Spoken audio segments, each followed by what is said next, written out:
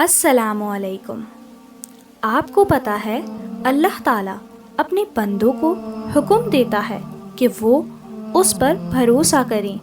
और इस दुनिया में दो तरह के लोग होते हैं, एक वो जो सिर्फ असबाब पर भरोसा करते हैं, यानी अपनी ताकत और अपने पैसे और अपनी अक्ल पर, और वो लोग अपनी कामयाबी का क्रेडिट भी इन्हीं चीज़ों को देते हैं, लेकिन ये भूल जाते हैं कि असबाब भी उनको अल्लाह ही ने दिए हैं। अगर वो चाहें तो वो इनसे ये सब एक ही पल में छीन लें और वो हाथ पैर मारते रह जाएं।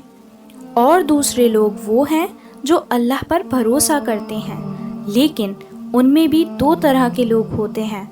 एक वो होते हैं जो असबाब को इख्तियार किए बगैर अल्लाह पर भरोसा करते हैं, और दूसरे वो लोग होते हैं जो असबाब को इख्तियार करने के बाद अल्लाह पर तवक्कुल करते हैं, और यही लोग अक्लमंद भी हैं। इसका सबूत एक हदीस में भी मिलता है कि एक मर्तबा एक सहाबी ऊँट पर सवार होकर अल्लाह के रसूल सल्लल्लाहु अलैहि वसल्लम के पास आए और कहा, मैं ऊँट को यूं ही छोड़ दूं और अल्लाह पर तवक्कुल करूं, या उसको बांध दूं और फिर अल्लाह पर भरोसा करूं। तो अल्लाह के नबी ने फरमाया, उसको बांधकर अल्लाह पर भरोसा करो। तो अगर बग़ैर असबाब के अल्लाह पर तवक्कुल करना अक्लमंदी होती तो अल्लाह के नबी सल्लल्लाहु अलैहि वसल्लम सहाबी को ऊँट को बांधने का हुक्म नहीं देते।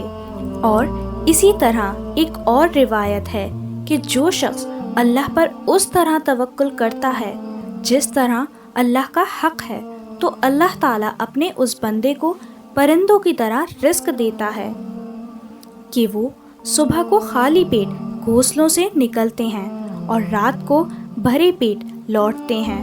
तो इस रिवायत में परिंदों की मिसाल दी गई क्योंकि उनको अल्लाह ही रिस्क देता है, लेकिन इसके लिए भी उनको अपने घोंसलों से निकलना पड़ता है।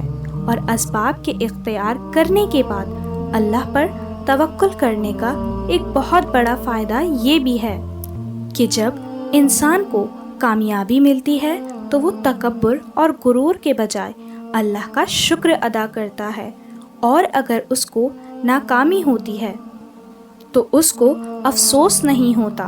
तो इन सब बातों से ये वाज़े हो जाता है कि हम सबको अल्लाह पर भरोसा करना चाहिए, क्योंकि मोमिन वही है जो अल्लाह पर भरोसा करे।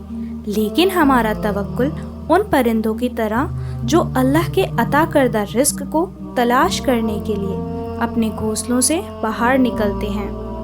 उम्मीद है आपको मेरी ये बात समझ आई होगी।